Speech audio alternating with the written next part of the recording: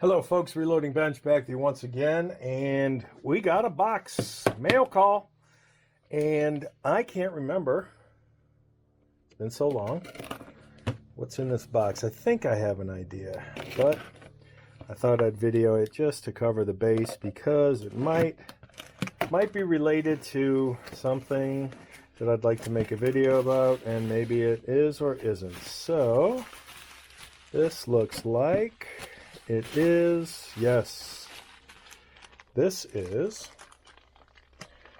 I may take it out of the baggie. Let's see, that is an original Colt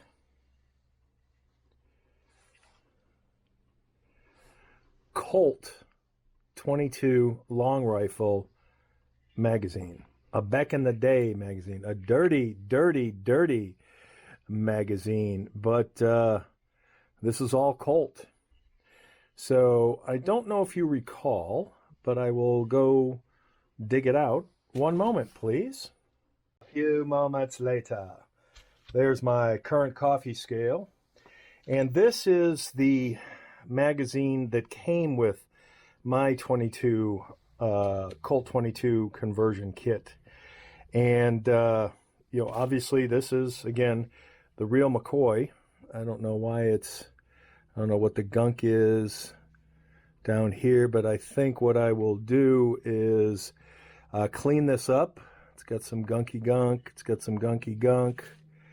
It looks like it's a little more well made. I mean, you can see the throat of the comparison, the throat thickness of this metal versus that.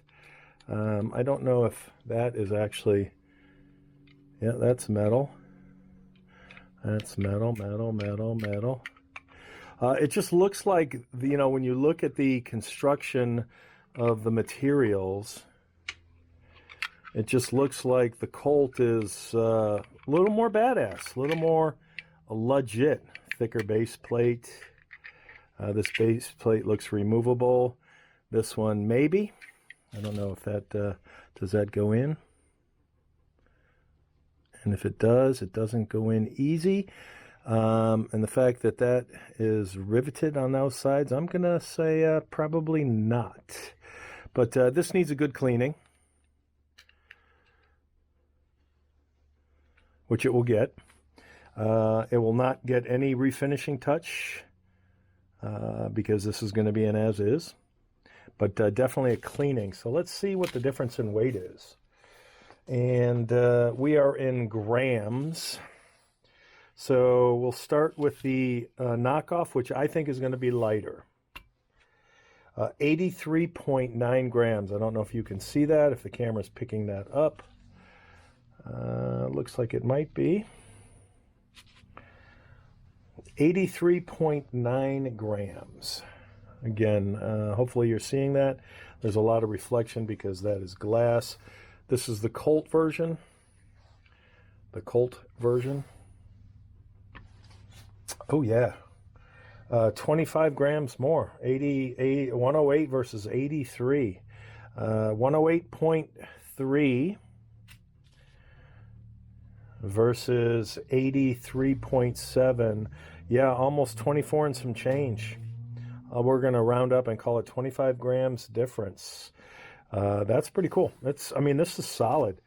This is, by the way, I love this coffee scale for my morning and afternoon lattes. So this is a beautiful old piece of history that will now go with my beautiful old piece of history. I will clean this up. No need to show you that.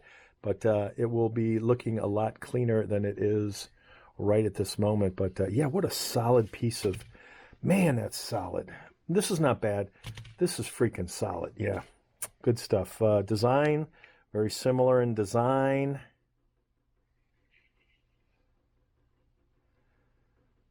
But yeah, real McCoy. Real deal versus the clone. And it's a great example of you get what you pay for. That is all. Take care, folks. Good evening, folks. Reloading Bench back with you once again. And I'm guessing you can probably ascertain what this video is about based on what I'm holding in my hands. So I believe I published this. I honestly don't remember. But in any case, I did pick up a Colt branded 22 caliber long rifle cartridge for my Colt 22 conversion kit from the 50s. And if you also recall, it came with Triple K clones, which I think are about $50 each in today's market. And the clone worked fine. I had no issues. And I also took a magazine from a GSG/SIG/Colt copy 22 long rifle, aluminum frame, kind of just a cheesy copy of a 1911 22 blowback. That's not my favorite, but the magazine is wonderful. And I had zero issues with that magazine. And that magazine was actually easier to load than the Colt magazine because, you know, this little metal thing is tight spraying, you know, it hurts your thumb. You do that all afternoon and all of a sudden you've got, you know, perma thumb damage and whatnot. So, and for Colt, I don't have the little plastic 3D printed, you know, devices that help you load.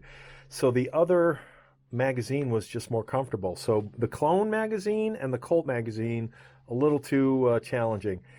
This particular magazine, when I took it to the range, Jam-O-Matic.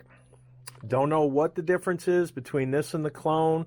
You know, there was nothing visually that I could see that would cause, I mean, maybe that burr right there that would cause the failure to feed jams that I was getting. But in any case, this is a keeper just because it's, you know, it's period correct and it completes the kit.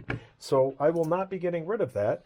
But I thought, you know, from a usability point of view, this finally came in. This took forever in shipping.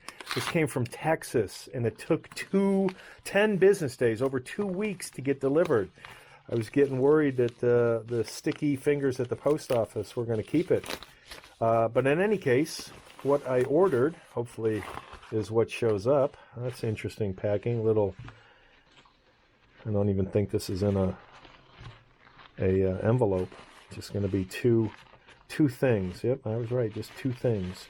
One should be blued and one should be not. So these particular versions, and I've seen different versions of these, and I was specifically looking for the exact version I had, and hopefully that's not damaged. Maybe that's just the way it's made. This particular, and what made these easier was this lever. So instead of trying to do this lever, because I only do about 5 shots a magazine, so this is perfect for 5 shots. It doesn't destroy my thumb like this does. Actually, I only wanted a blued version, and it seems that the, I'm not going to call this stainless, it seemed that the non-blued version is the one that's everywhere online. And that's, I didn't want that. I wanted the blued version that was a copy of, you know, from a looks perspective of this particular magazine. But when I put this in the 22 conversion kit in my 1950s 1911, it operated flawlessly. So I have high hopes for this. I am not going to take that apart and see what's going on here because it looks like both of them have that particular issue. It's on there for sure. It's on there for sure. So I'll see if my other one has that issue as well. And I like the fact that it was made in Germany. Don't ask me why. I like it when things are made in other countries sometimes, as long as they're not our friends from China. But yeah, this was cool. I didn't really need this one. And the reason I picked up the two was because the price of these two was just marginally more than what everyone else was selling, you know, the non-blued version for. So I figured, okay, it's always better to have more magazines than fewer magazines.